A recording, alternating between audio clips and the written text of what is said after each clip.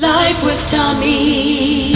For over 20 years, UK-born Chris Kennedy has used her business and life experience to create change within groups, individuals and organizations through workshops and leadership initiatives, encouraging you to be phenomenal. Welcome back to Life with Tommy. So, what do you do when life throws you a bunch of lemons?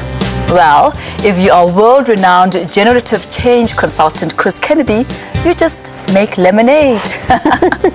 Welcome, Chris. Thank you so much for having me. Chris, you have really done a whole turnaround. You come from a dysfunctional, background. Tell us a little bit about that, just leading to the journey of where you are now, helping women be phenomenal, and how you've had to walk that journey yourself, really. Well, very dysfunctional. My grandfather is my father. Your grandfather is your father? Yeah. Wow. Yeah. Which means what? It means I'm a bit slow. He practiced incest not only with my mother, but also with me. With you as well? Between the ages of 4 and 8. Wow. And how did you deal with that? When did you actually start talking about it? I guess I started talking about it 10 years, 15 years ago. It took a long time. I buried it very deeply, obviously, that kind of thing. But it manifested in my life. I mean, I had very dysfunctional relationships with men. I've had 4 marriages, 2 children from 1 marriage. They never had a father in their life, really. So it manifested. And when I started looking at my world and saying, how did I get to be like this? That's when I started being able to deal with it, being able to interpret my behavior as a result of my conditioning, my family background. And how was your behavior within those marriages? I looked very good from the outside, so I looked squeaky clean. When I look back on them, I could see that as much as I was experiencing abuse at the hands of the men that I chose to marry, I was also abusing them in my own way. And I made myself very right, so I looked good. But if you scratched under the surface, I was quite, at the core, I was at least 50% responsible for the dysfunction in the marriage. But us women, we dress ourselves up very, very smartly and look like we are angels when really we're not. I mean, I had affairs. Most of the marriages, my mother brought me up to believe that you had to have a man in your life. So she was married for 60 years. 40 of those years, my father was unfaithful to her. And that gave me a program that said any man is better than no man. So if I saw a relationship was becoming terminal, I immediately looked around to find another relationship because I couldn't survive without one. So Except your mom made the decision to stay within that. Yeah, well, I made the decision not to because she made the decision to. I mean, most of our life, I've found with the women and the men that I coach, we either take a decision to be like our parents and our programming, or we take a decision to be the exact opposite. Yes. And I chose to be the exact opposite. I mean, I blended my mother and the man she was married to very nicely. He had affairs, so I had affairs. Yes. She was a victim, so I became a victim. Did your mother know that your father was abusing you? She actually discovered her father, because remember, it was her father who was my father, yes. so very complex, She discovered him abusing me, and one would immediately think she would become protective, but her response to that was, if you tell anyone what's happened, I'll throw you out on the streets like the slut and the whore you are. I was 8. How did you, at that moment, how did you internalize that, if you can still remember, with your mom? Well, I can. I mean, it's very interesting. I mean, I have a lot of experiences in my adult life that immediately reflect back to, so my behavior with men was very much a part of the way I was treated. I'll give you a classic example. I was about 55 and a friend and a client came round to help me with some work I was doing. And when I walked out to greet him, he said to me, oh gosh, there's something about a woman in jeans that's so sexy. And in my head, I mean, I look very suave and very together on the outside. In my head, I was going, oh my God, if he wants to sleep with me, I'm going to have to sleep with him. And I went like, okay, So there was this conversation going on inside. And we got through the business meeting without me sleeping with him. Maybe if he'd known, he would have asked, but he didn't. And afterwards, when I said goodbye to him, I went back to my living room and I sat on the floor and I asked myself the question, what just happened? Yes. And I tracked it back to being a little girl whose grandfather, who was her father, decided when and where sex would happen. And being powerless, really, and not really having a say as to whether or not you want to engage in that type of relationship with that person. And what most people don't talk about when they've been abused, because there's the shame of abuse, what people don't talk about is the fact that in a family where I wasn't special, my grandfather made me special. And whilst it was revolting and gross and hideous... But you felt loved. I felt special, and I wasn't special to anyone else in that family. I want to go back to that moment after your interaction with the business associate who said you looked hot in the jeans. And you were sitting down and you were thinking, what just happened? What was your answer to yourself? What I said was, I have a few questions I ask myself in situations like that. Where did I learn that? Who taught me that? And I took the feeling, I remember sitting in my living room and almost trancing out and going, where did I learn that?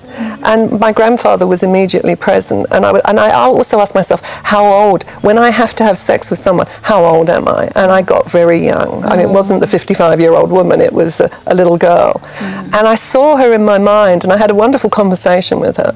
And I said, I understand that you had to have sex because there were many reasons. Some for yourself, some because you were powerless and helpless, etc. But you don't have to do that anymore, and I don't have to do that.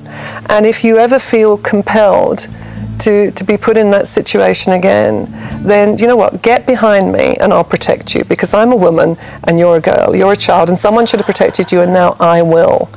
And it was very funny because, that's the surface level healing. I usually go deeper than that, but it was a beginning. And very interestingly, this man asked me out to dinner, the same one. And I went out to dinner and he was doing the touchy, feely thing. And when we got back to my house, he hugged me. And I just put my hands on his chest, I pushed him away, and I turned around, I didn't say a word, turned around, walked to the house, and I was chuckling to myself as I was kind of sniggering to myself, almost like, oh. Yes. No, it wasn't even that. It was this casual, been there, done that, don't have to do that anymore. Wow. And since then, I've done a lot more work with that little girl, and she's actually quite healthy and happy now, so. So you really had to almost rejoin and regroup and give yourself permission to almost detach yourself to attach yourself, detach to reattach. You have to almost look objectively at it. Well, see, my book's about healing yourself. It's about healing seeing your world mirrored back to you in today. So if you aren't happy, if things are happening to you, you're not enjoying your job, you're not enjoying your relationship, you're fighting with people, that's a mirror to you that you are not whole, healthy and healed. And I always use that as the mirror that tells me where I need to be paying attention and where I need to be healing. And I flip back into the past to pay attention to what I learned then, so that I can relearn different things and be different. And choose to be different and not be a victim of your past, a victim of your circumstance, a victim of what others around you told you about yourself. In your workshops that you conduct, those are exclusively for women? Yeah, we developed a program specifically for women, helping them to find that space inside them where they are okay, where they can connect with God, with the universe, and draw strength and energy. So there's a couple of tools and techniques I teach women that help them to align themselves to themselves, that they can use anytime they're feeling out of alignment with themselves or the world around them, or the world around them is battering them. What is the state of the relationship between women and the world, and the challenges that women uniquely face in the Western, I guess, world, and even in the African context? It's not even just Africa. Last year I spent a lot of time in Singapore working there and coaching there, and the problems are the same worldwide. Women feel stretched. They feel that they have to be something. They have to be slim, they have to be powerful, they have to be dynamic in the business world, they have to be the perfect mother, they have to be the perfect wife, they have to be the slut in the bedroom and the mother in the home and the perfect... So there's more and more demanded of women. and they're spread very thinly. So for me, it was about helping women to understand they don't have to be anything. You're the yes or the no to everything that is demanded in your perception of you.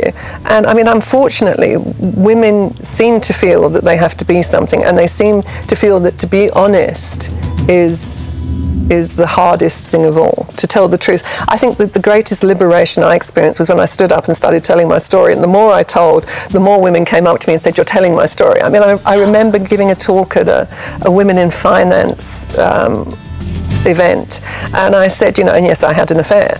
And I looked at them, and there's this kind of like, oh, she admitted it, you know, she admitted it. And then did you have like some more hands coming up? No, I said to them, you know, and I could ask if anyone in the room who's had an affair would put their hand up, but I know no one would. And when I was signing books afterwards, the women kept saying to me, I'm one of those women who put my hand up. And I know. And no matter what I say, I mean, it almost became like the more I revealed about myself, the more women embraced me, because I was actually giving them a voice. And it's like, you know, the saying that Madiba wrote from, was it Marianne Williamson? When you allow your own light to shine, you give other people permission to do the same. Absolutely. The same with your darkness. If you're willing to share your pain, the intent, though, is important, as why are you sharing that pain. So just to round it off, what is the phenomenal woman? The phenomenal, see, for me, it's not what happens to you. It's what you do with what happens to you that's critical. And for me, the phenomenal woman is one who, no matter how bad it gets, they pick themselves up and they start over. And each day is faced with a sense of, within me is something that is bigger than me, and that everything that is thrown at me and everything that I experience can help me to grow and can help me to become more of who I am without the mask. Hey, it's like going out without your makeup, ne?